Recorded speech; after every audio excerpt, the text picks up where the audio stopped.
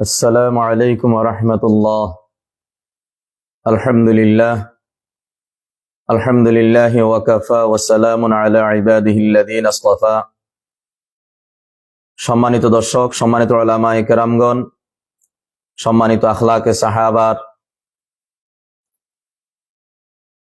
Follower এবং আখলাকে সাহাবা ফাউন্ডেশনের সম্মানিত সদস্যবৃন্দগণ, আশা করি আপনারা সকলেই ভালো আছেন। আমি আলহামদুলিল্লাহ, আল্লাহর শুকর ভালো আছি। আপনারা জানেন এখন তো আমাদের মাহফিলের মৌসুম চলে আসছে, এই জন্য প্রতিদিন আগের মতো আপনাদের খেদমতে হাজির হইতে পারি না। মাঝে মধ্যে সময় হলে, সুযোগ হলে আপনাদের খেদমতে হাজির হওয়ার চেষ্টা করি ইনশাল্লাহ। আজকেও প্রোগ্রাম কেন্দ্রিক বাহিরে ছিলাম, ভাবছিলাম 9টার ভিতরে চলে আসতে পারবো, এরপরও আসতে আসতে প্রায় 12 মিনিট লেট হয়ে যায়। আলহামদুলিল্লাহ, অবশেষে আপনাদের খিদমতে লাইভে হাজির হয়েছি। আমাদের আখলাকে সাহাবার সম্মানিত দর্শক যারা আছেন তাদের উদ্দেশ্যে আজকে বলতে চাই, যে সমস্ত জিন্নাতের রোগীরা দেশের বাহিরে আছে, দেশের বাহিরে যে সমস্ত জিন্নাতের রোগীরা আছেন, আপনি বাংলাদেশে বসে ওই দেশের জিন কিভাবে রোগীর শরীর থেকে আলাদা করবেন, রোগীর থেকে এটাকে কিভাবে আপনার কাছে ধরে নিয়ে আসবেন, এই বিষয়ে কিছু কথা আমি বলবো আজকে ইনশাল্লাহ। বিশেষ করে আমাদের বাঙালি জাতি পৃথিবীর আনাসে কানাসে বিভিন্ন কর্মক্ষেত্রে মানুষের বসবাস, সেই সুবাদে সারা বাংলাদেশ থেকে শুধু আমরা মুদাব্বিরগণ তদবিরের কাজ করবো এরকম না, আমাদের কাজ তো সারা দুনিয়া ব্যাপী হবে। তো আজকে আমি যে বিষয়টা বলবো সেই বিষয়টা হচ্ছে বাংলাদেশে থেকে America, London, Kuwait, Italy, France, German, Europe, Asia, Africa দেশ, এই সমস্ত প্রান্তে যেগুলি বাঙালি জাতির বসবাস আছে, যারা বাংলা ভাষা বুঝে, বাংলা কথা বুঝে, যারা বাঙালি, তাদের উপরেও যদি বদজিনের আসর হয়, দুষ্ট জিনের আসর হয়, তাহলে সেই ক্ষেত্রে করণীয় কি হতে পারে।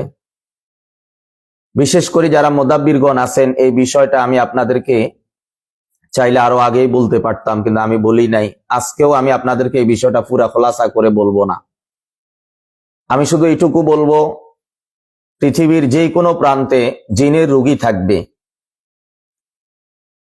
আমাকে যদি আপনারা নক করেন, ইনশাল্লাহ আমরা আমাদের প্রচেষ্টায় সারা দুনিয়ার যেই কোনো প্রান্তে জিন্নাতের রোগী থাকুক, আমরা ইনশাল্লাহ সেই রোগীর শরীর থেকে জিনকে আলাদা করে আমাদের কাছে নিয়ে আসবে ইনশাল্লাহ। ইতিপূর্বে কয়েক বছরের মধ্যে আমি শত শত জিন এরকম ধরে নিয়ে আসছি। এই বিষয়টা একান্ত পার্সোনালি এবং গোপনীয় কাজ, এবং এটা খুব আমানতের কাজ।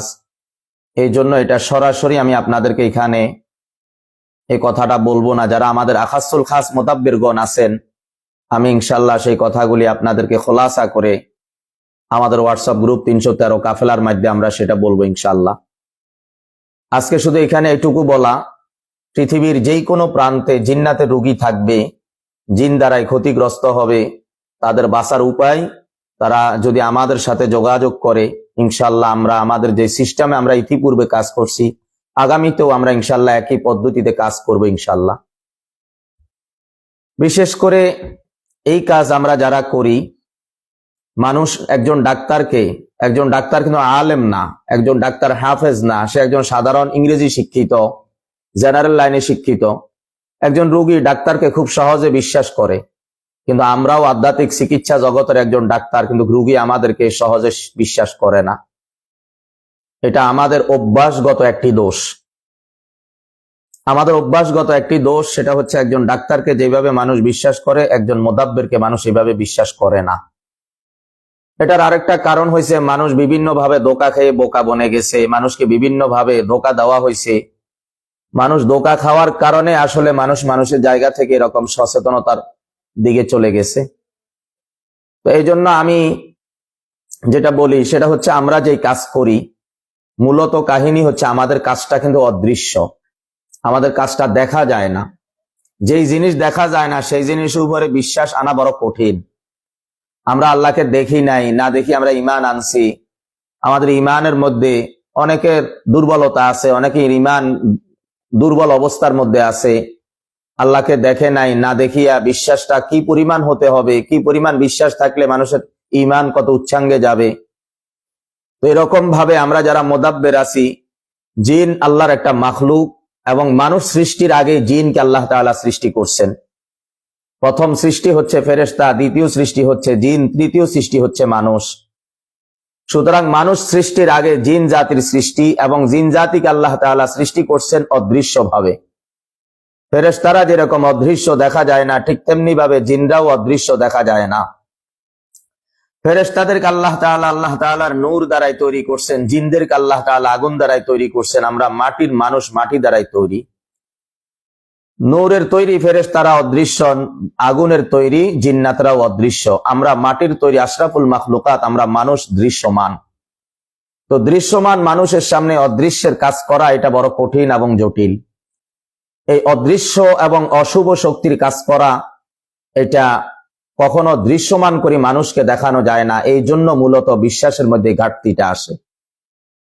যারা আমাদেরকে নির্দ্বিধায় বিশ্বাস করে, আমানতদার মনে করে, আমরা তাদের কাজ করি।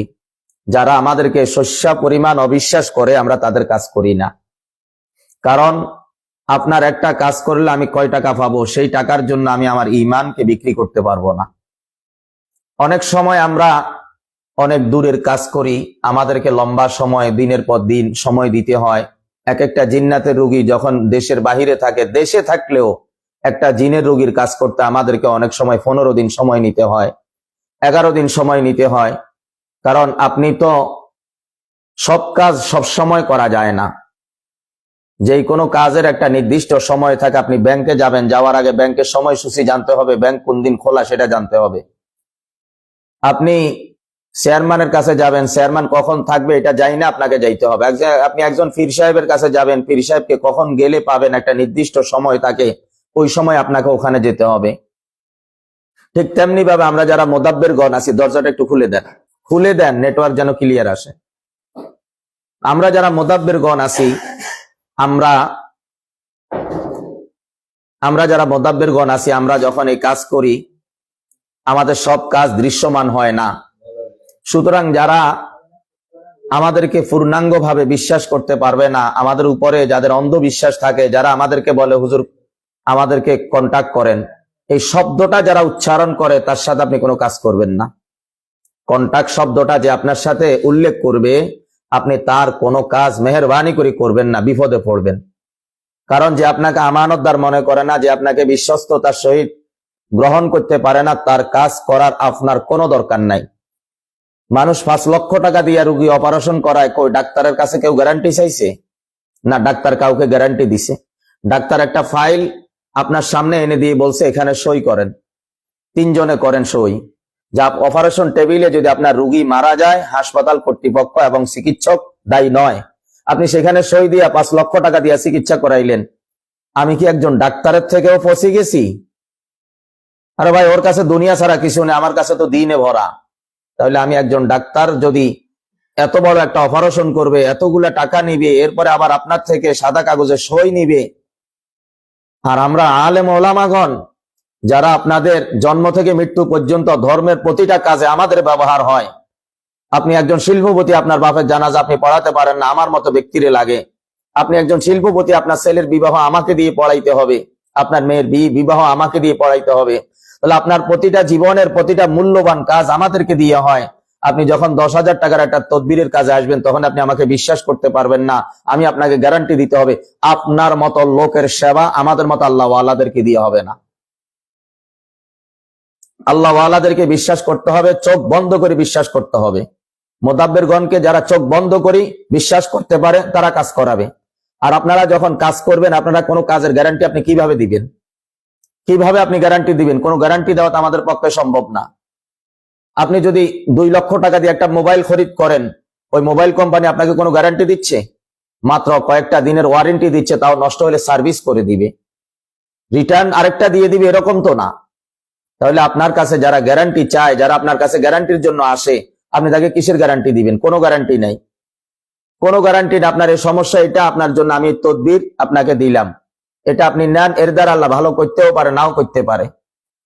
রুগী পাওয়ার জন্য একটু অ্যাডভান্স আগ বাড়িয়ে কথা বলার কোনো যুক্তি নাই। ওর মন চাইলে আপনাকে দিয়ে কাজ করাবে, না মন চাইলে আপনাকে দিয়ে করাবে না, যেখানে খুশি সেখানে যাবে। কোনো আবেগ যেন আমাদের ভিতরে কাজ না করে। অনেকে আছেন কাজ করেন, পয়সা নিতে পারেন না, আপনাকে ঠিকভাবে পয়সা দেয় না। আমাদের এক ভাই আখলাকে সাহাবার 313 কাফেলার এক সদস্য, তিনি বলেন বাচ্চা হয় না, আমি তদবির দিলাম হুজুর, এত কষ্ট করি, সবগুলা তদবির আমি হাতে লিখে দিলাম, সবগুলা তদবির আমি ব্যবস্থা করে দিলাম, সবকিছু হুজুর আপনি যেভাবে বলছেন। আমি বললাম যে আপনাকে হাদিয়া কত দিছে? হুজুর আমাকে তো দেয় না, আমার আহলিয়ার কাছে 200 টাকা দিয়ে গেছে। কেমন আকল মানুষের, আবার ওরা আপনার কাছে গ্যারান্টি চাইবে। এরকম কম আকল ওয়ালা মানুষের কোনো কাজ আপনারা হাতে নিবেন না। এগুলি এত ফসা জিনিস না, আর এগুলি এত কম দামা জিনিস না। হ্যাঁ, আমরা আপনাদের সেবা করবো, এর অর্থ এটা না যে আমার জীবন যৌবন সবকিছু শেষ করে দিব। এই জন্য সম্মানিত মোদাব্বেরগণ, আপনারা যারা কাজ করেন, যারা আপনাদেরকে আমানতদার মনে করে, বিশ্বস্ততার সহিত আপনাদের কাছে আসে, আপনাদেরকে পূর্ণাঙ্গ বিশ্বাস করে, তাদের কাজগুলি আপনারা করেন। রোগীও ফায়দা হবে, আপনারও ফায়দা হবে। আমাদের মাতৃভাষা একটা কথা বলে, ভক্তিতে মুক্তি। আপনার উপরে যার ভক্তি নেই, তার মুক্তি আসবে কোথার থেকে? এই জন্য ভক্তি যারা করে তারা মুক্তি পায়। শত শত নয়, হাজার হাজার মানুষ আমাদের দ্বারা উপকৃত হয়েছে, তারা অকপটে স্বীকার করে। আরে ভাই, 2-4টা বিচ্ছিন্ন ঘটনা হইতেই পারে। ওই যে ডাক্তার বলছিল, 2 রোগী একসাথে ডাক্তারের চেম্বারে আসছে, ডাক্তার বলছিল যেখানে ব্যথা পাইছেন ওখানে মলম লাগাই দিয়েন। তো যিনি রোগী হিসাবে আকলওয়ালা রোগী, তিনি ঠিক যে হাঁটুর গিরার মধ্যে ব্যথা পাইছেন ওই জায়গার মধ্যে 7 দিন মলম লাগাইছেন। আর যে ব্যাকল রোগী, সে বুঝছে যেখানে ব্যথা পাইছি তো আম গাছের শিকড়ের সাথে আমি আঘাত খাইছি, তো 7 দিন আম গাছের শিকড়ের মধ্যে যে মলম মাখছে। ডাক্তার বলছে 1 সপ্তাহ পরে 2 রোগীকে আবার আসার জন্য। এক রোগী সুস্থভাবে হাইটা গেছে, আরেক রোগী আরো অসুস্থ হইয়া গেছে। কি ব্যাপার, উনি সুস্থ হয়ে গেল, আপনি সুস্থ হন নাই কেন? বলো ঠিকই তো ডাক্তার সাহেব, আপনি বলছেন যে জায়গায় ব্যথা পাইছি আমি ওই জায়গায় মলম দেওয়ার জন্য, আমি তো দিছি। তো কোন জায়গায় দিছ? আমি ওই আম গাছের শিকড়ের সাথে ধাক্কা খাইছিলাম, ওখানে আমি মলম লাগাইছি। তো এটা হলো ব্যাকল মার্কা রোগী। এরকম অনেক মানুষ আছে, আপনি তদবির দেন এক কাজের জন্য, উনি আরেক কাজে লাগাই দেন, দেন একটা করার জন্য আরেকটা করি বসি থাকে, দেন আপনি আগুনে তাপ দেওয়ার জন্য আগুনে ফুরিয়ে ফেলে। ওদেরও তো অনেকগুলি ভুল থাকতে পারে, সেগুলি বিষয় না। বিষয় হলো আপনার দ্বারা যদি তার উপকার না হয়, সে আপনাকে গালি দেয়। এই জন্য স্পষ্ট কথা বলা, আমি কোনো খোদা না যে আপনার শরীরে রোগ আমি দিছি, আমি আপনাকে সুস্থ করে দিব। আমি কোনো খোদা না যে আপনার শরীরে রোগের গ্যারান্টি আমি দিব। আমি অন্য 10 জনের মতো একজন, আমি সাধারণ মানুষ।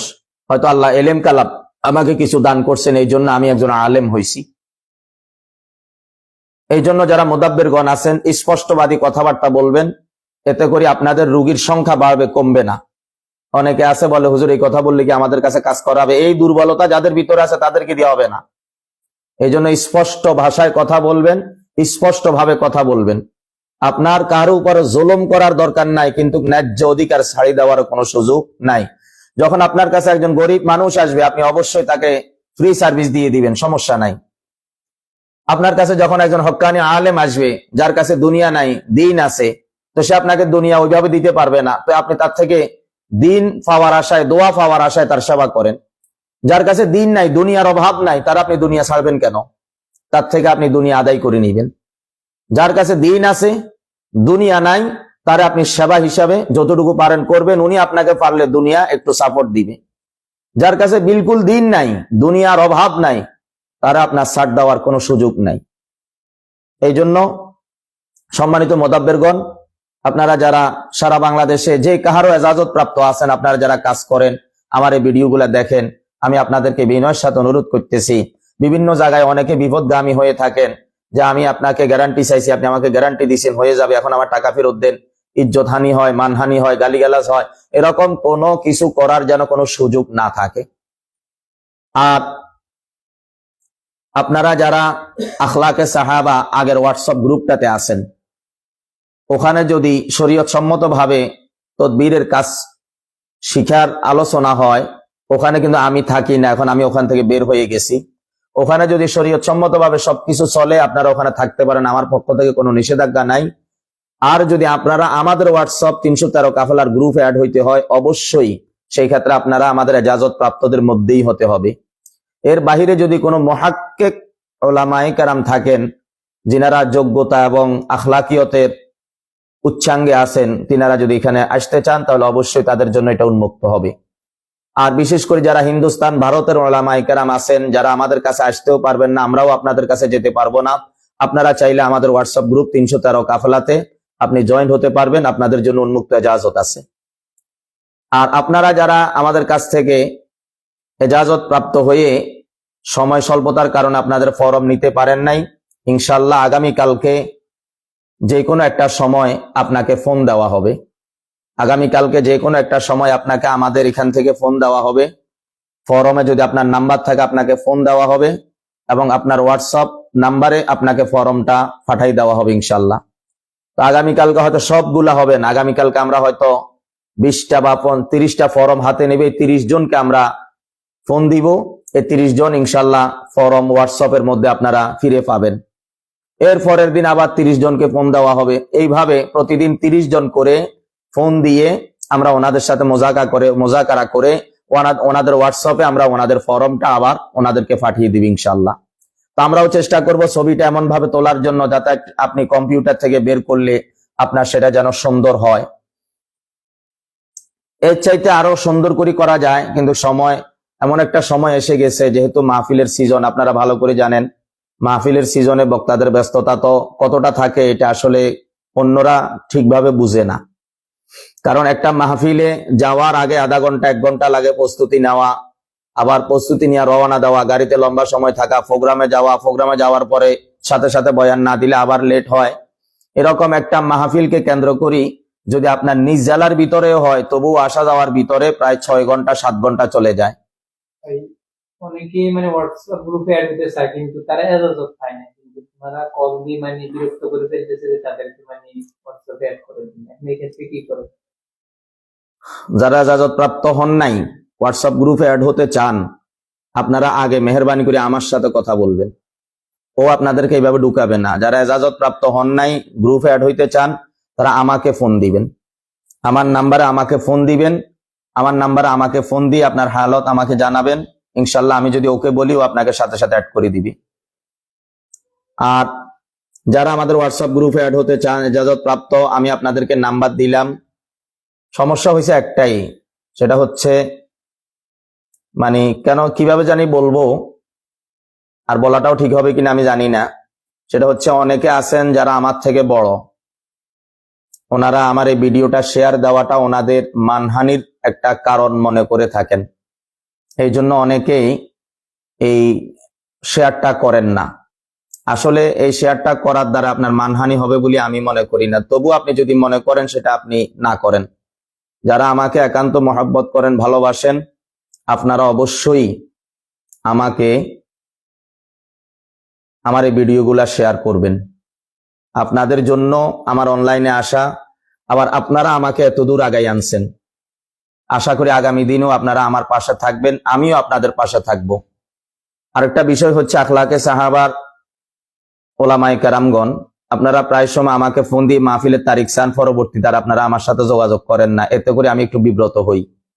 আখলাকে সাহাবার ওলামায়ে কেরাম যারা আছেন, যারা মাহফিল একান্ত ভাবে তারিখ নিশ্চিত করছেন, আপনারা আমার কাছে তারিখ চাবেন, আমি আপনাদেরকে তারিখ দিব যদি খালি থাকে। কিন্তু অমুক তারিখ আপনার খালি আছে কিনা এই কথা বলি আমাকে ওয়েটিং এ ফালাই রাখা, এরপর আপনি আর আমার সাথে যোগাযোগ না করা। ভাই, আমি খুব ব্যস্ত মানুষ, আপনার ওই নাম্বারটা আমি কালেক্ট করি রাখার সময় আমার নাই। আমি আতর লাগাই থাকি, 3 দিন 4 দিন পর একদিন গোসল করি। আমি আপনাদেরকে বিষয়গুলো বুঝাইতে পারবো না। অনেকেই আমার থেকে এরকম তারিখ নিয়ে আমার হ্যাং করি রাখছে, আর কোনো খবর নাই। এরকম বিনয়ের সাথে কেউ করবেন না। একজনে 26শে ডিসেম্বর দাওয়াত দেওয়ার পরে ওই তারিখটার ব্যাপারে কতজনের সাথে মোজাকারা করলাম, ওনার আর খবর নাই সিলেটের। তো যাই হোক, আপনারা যারা তারিখ নিতে চান, নির্ধারিত তারিখ অমুক তারিখ আমার খালি আছে কিনা এই কথা জিজ্ঞাসা করি, এরপরে পরের দিন জানাইবেন, কই আর খবরও নাই। তো আমি তো আপনাকে সম্মান করি, এই জন্য আপনার অপেক্ষায় আছি। হয়তোবা আমি আপনার অপেক্ষায় থাকতে থাকতে দেখা গেছে যে অন্য কেউ আমার কাছে আসতে চায়, বা এই তারিখটার জন্য অন্য কেউ চায়, আমি তারে দিতে পারতেছি না, এতে করে আমি একটু পেরেশানির মধ্যে পড়ি। তো যাই হোক, আজকের লাইভে যে কথাগুলা বললাম এর চাইতে বেশি কথা আর বলবো না। ইনশাল্লাহ সামনে সুযোগ করে কোন একটা সাবজেক্ট নিয়ে সংক্ষিপ্তভাবে আপনাদেরকে, আগে তো ব্যাপক আকারে কথাগুলা বলতাম, সামনে সংক্ষিপ্তভাবে আপনাদেরকে 5 মিনিটের ভিতরে একটা তদবিরের একটা অধ্যায় আমরা কিভাবে করতে পারি সেই বিষয়ে আমরা ইনশাল্লাহ মাহফিল কেন্দ্রিক সময়ের ভিতরেও মাঝে মধ্যে আমরা লাইভে আসবো ইনশাল্লাহ। তার মধ্যে সপ্তাহে অন্তত পক্ষে 2 দিন এই বিষয়ের উপরে লাইভে আসার চেষ্টা করব। তো সেটা কোন দিন হবে এটা তো মাহফিলের সাথে বোঝাপড়া করি করতে হবে, নির্ধারিত ভাবে বলতে পারবো না অমুক দিন, যেহেতু আমার মাহফিল থাকে। এই বিষয়গুলো এইভাবে করবো ইনশাল্লাহ।